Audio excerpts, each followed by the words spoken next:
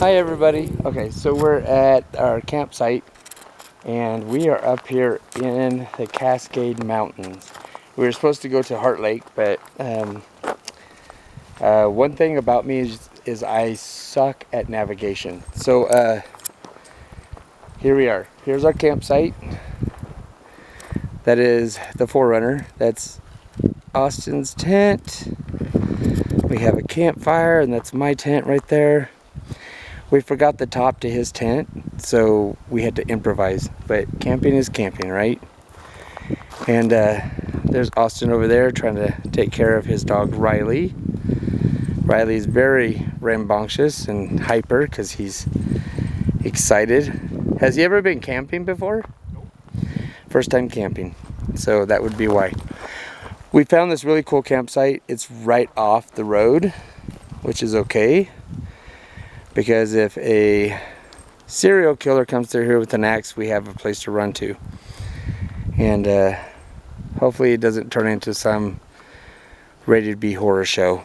So, and whoever was camping here before left us plenty of wood for the campfire, which is awesome. So anyways, I just want to let you know that we're here. I don't want to waste a lot of camera space or whatever memory. So we are going to take a break since our camp's already set up, and then we're going to go on a little hike and look around for water sources and such, and then we'll get back to you.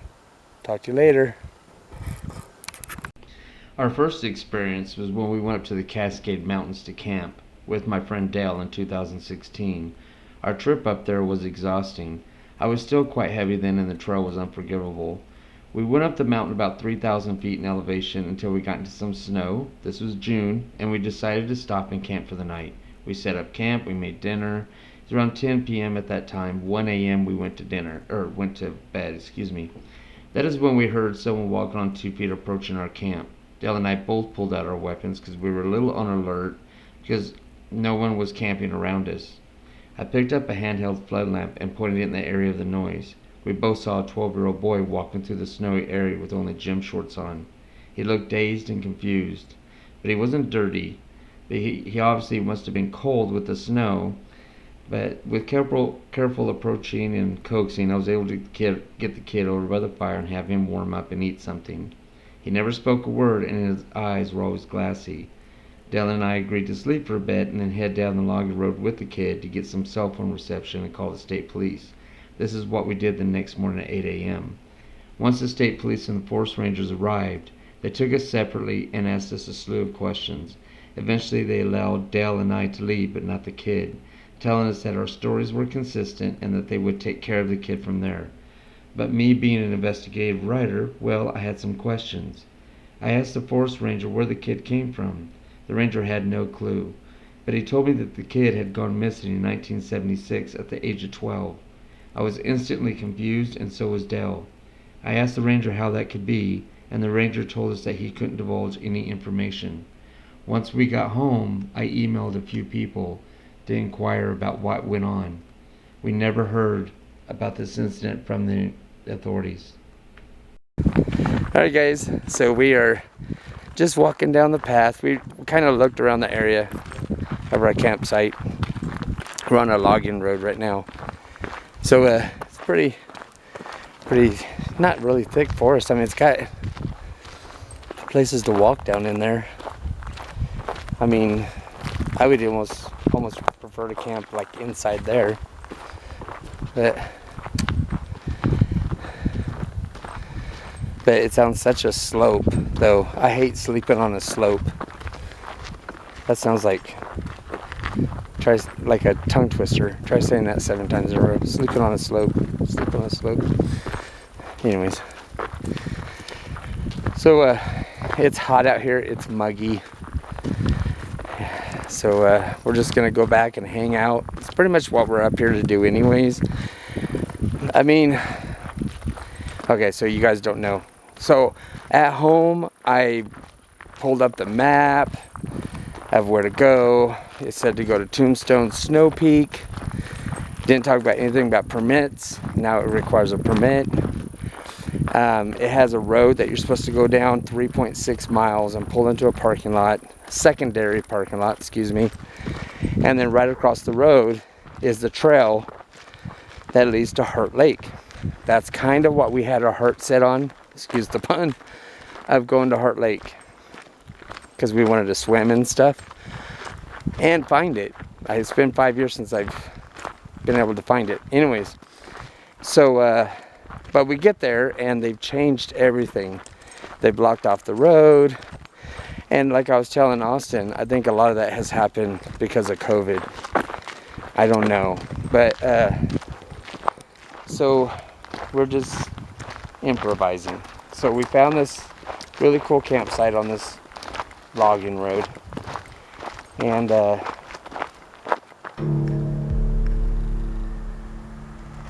Is that traffic or water? Or the wind?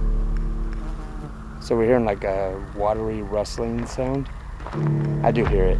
I don't know if that's there's not much wind here though. Well, we're pretty far from the road. Yeah, it might be water.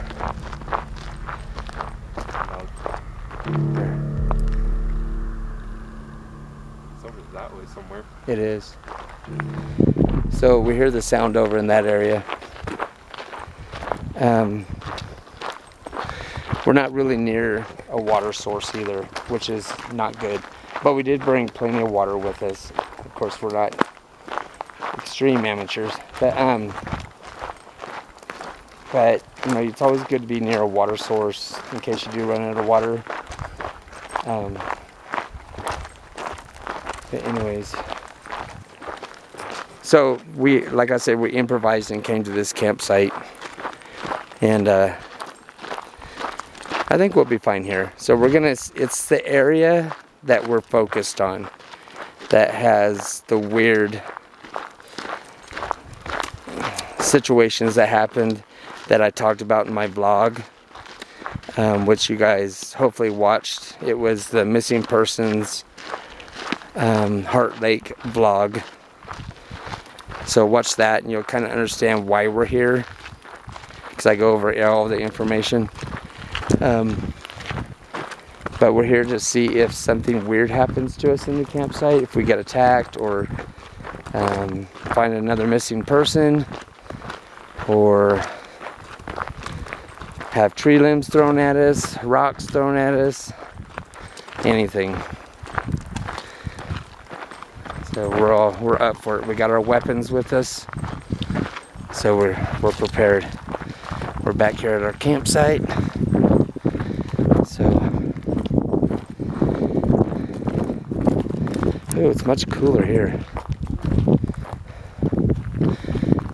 A beautiful home for the next day. Just kind of sit around and talk, I guess. I wish we had like some logs or something that we can, like stumps that we could sit on, but we can just sit on the ground. I do hear that.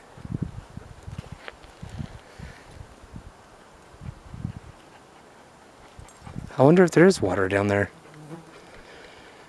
I know there's that other road down there, Yeah. but it wouldn't have lasted this long. I don't know. Okay. So we're just gonna relax for a while, and you don't want to be watching us do that. So I'm gonna let you guys go, and then I'll keep you updated. I'll just come on every few hours and give you an update, and just wait for the night, because that's when all the action is hopefully gonna happen. So talk to you soon. Bye, everybody. Bye. In 2018, I decided to go back up in June or July, but I was taking my friend John this time. John is not an outdoorsy guy, but he's super religious and super fun, and I wanted to see how he would handle any situation that would arise this time. We went, of course, to the same area in the Cascade Mountains and set up camp. Again, not going so high up in elevation. We set up a fire and set up a perimeter of brambles and around the camp with 7 lanterns lighting the whole campsite while we slept during the dark. We ate our food and decided to go into our tents around 8 a.m. I'm not sure why, but we became suddenly very exhausted and tired. I fell asleep instantly once getting into my tent. I woke up hearing a loud noise and turned on my flashlight in my tent to see what time my watch said. It was a little after 2 a.m. I heard what sounded like something large and heavy running through the camp. with very large strides. I called out to John, whose tent was only 2 feet away from mine, but he didn't answer. I called out to him around 5 times, but he never answered. So I got into the shooting stance inside of my tent and put a bullet into the chamber of my pistol. Whatever ran past my tent again and slapped it a little. I was yelling out warnings that I had a gun and was going to shoot. This lasted about 45 minutes, and the whatever thing it was ran past my tent about a dozen times. It was grunting in a weird way each time it ran by. After a while it went silent. I lay down and instantly fell asleep again, which, thinking back on it now, seemed odd for me to do. I woke up the next morning around 9 a.m. and opened my tent. John was by the campfire making coffee. I came out of the tent slowly and became furious with John. I asked him if he heard anything last night, and he said no, that he had slept like a baby. I asked him if he left his tent at any time. He had to think hard about it and said that he barely remembers that he left his tent and went to sit on a log 20 yards away from our campsite to eat granola. He showed me the log. I asked him if he thought that what he did was weird, and he said no. I became even more furious and told him that he put me and I in danger of doing that, but I was convinced at the time that he was pulling a prank on me, and I yelled at him that he could have gotten shot. He said that I was acting crazy and wanted to leave. I agreed. To leave, that was. We packed up our stuff and headed down the mountain. A little ways down the mountain, John wanted to stop and catch his breath, so I sat down on a log near the trail and smoked a cigarette. We were talking low and about how much further it was down the mountain. John seemed very reserved and apprehensive, but suddenly behind me there was a very low, long emitted growl. John looked at me with wide eyes and started to say something. I put a finger to my lips to tell him to shush. I whispered to him to move very slow and that we're getting off this mountain. The rest of the way down, something paralleled us in the forest as we went down. It wasn't trying to be silent and was making some loud vocal noises that sounds like whistles and grunts, almost like it was a language. John kept asking me what I thought it was, and I told him each time it was just an elk. We went faster and faster down the trail until we were practically running. Once we got to my car, we were drenched in sweat and breathing heavy. John started crying and told me to take him home. He kept repeating it. Once I got him to his house, he jumped out of the car and went inside of his house. I took all of his supplies and put them on the front porch. To this day, John won't talk about what happened up there. Alright everybody, it is 4:30 and we just had dinner. We had pork steak and pork beans and corn. We cooked on this fire that we built like men, and we're just letting it die down a little bit. Put some more wood a little bit at a time on there. But it's still kind of light outside. I think it's going to be light outside till about 8, 9 o'clock. So kind of forced to stick around camp because we can't really walk off too far. We got a bunch of stuff here. I mean, unless we put everything in the car. But we have been kind of like going in the foresty area here. Kind of just looking around. We built our own little toilet over there. You know, so this is what you get when you watch all those seasons of Survivor. So Austin's doing really good. Riley is this first time he's been camping, so he's doing really good too. Anyways, that's just a checkup. Nothing's really happened. We've just been kind of kicking it and gossiping. So Riley, no. we'll get back to you in a couple hours. Talk to you soon. In 2019, John and I went back up.